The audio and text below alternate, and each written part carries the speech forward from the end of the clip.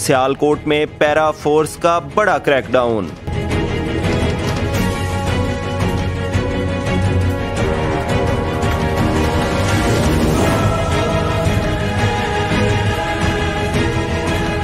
Zafarwal road Chavinda में 2 rice मिलों को सील करके 7,000 टन से जायद गंदम बरामद कर ली।